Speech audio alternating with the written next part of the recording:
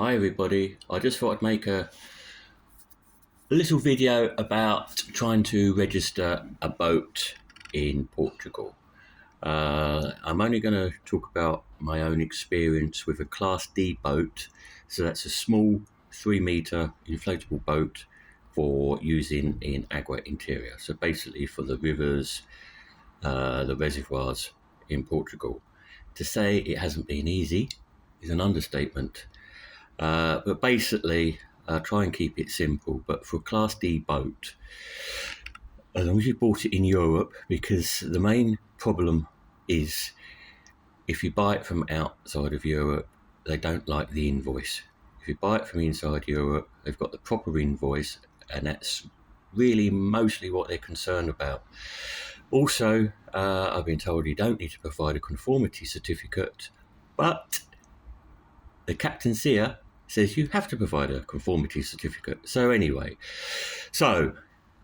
get your boat from Europe to register it. So you need your invoice, fattura, you need conformity certificate for the boat, for the engine, you need safety equipment. The captaincy can give you a list of different categories of safety equipment, but basically if your boat has got a stamp on it saying it's for 4 people, you need life jackets for 4 people. Whether you're ever going to use them or not, if you're only going to go on your own, doesn't matter, you still need it. You need a fire extinguisher, a water bailer, plastic scoop, simple, a handheld horn,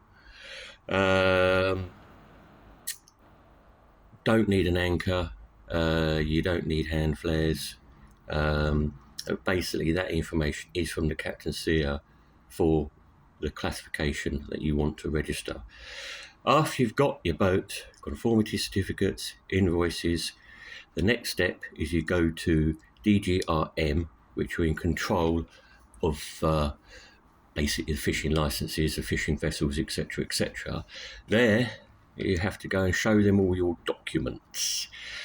They pass the documents. After they've passed the documents, they then issue you with a certificate which is valid for 6 months.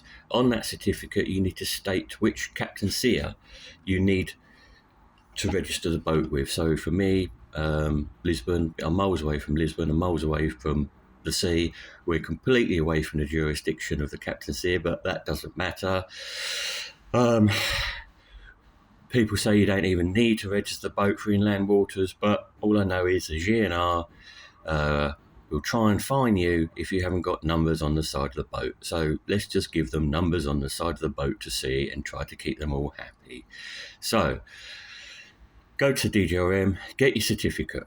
Then you go to the captaincy and then show them all your information all over again.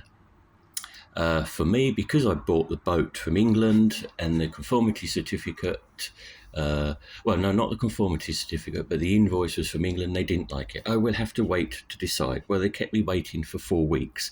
And then after 4 weeks, they said, we've never even seen your invoice. Okay. Anyway, carry on. So you then give them your certificate, but like I say, they go through all your invoices, through the conformity certificates all over again. They then arrange a time and a place for the inspection. Obviously at your cost, you go to a slipway, it's normally about €25, and then they come and inspect your boat, they measure it, they check everything. So make sure you have everything with you. After that, they give you your certificate, but at the moment there's a massive waiting list, so they just give you a bit of paper to say yes, you have complied, and eventually you get your other certificate. That then lasts for 10 years. So sounds quite straightforward, but it is just running around going through the hoops of, oh, we don't like this certificate, etc., etc. But anyway, it is possible. But like I say, if you're buying a boat, buy it from Europe. Otherwise, it's just very, very complicated. I hope this has been helpful. I've gone grey now because it's taken years and years, 2 years, to try to sort my boat out. And because the information was so wrong, outdated. First of all, I was told I don't need to go to the Captain Seer, I needed to go to the Maritime Police, etc., etc. Anyway, so it is doable if you know the correct information. I hope this has helped. Anyway, if you like this video, give me a thumbs up, and also if you want to find out more about fishing in Portugal, follow me on Facebook, Wild Fishing Portugal, or find me on my website, www.wildfishingportugal.co.uk. Many thanks.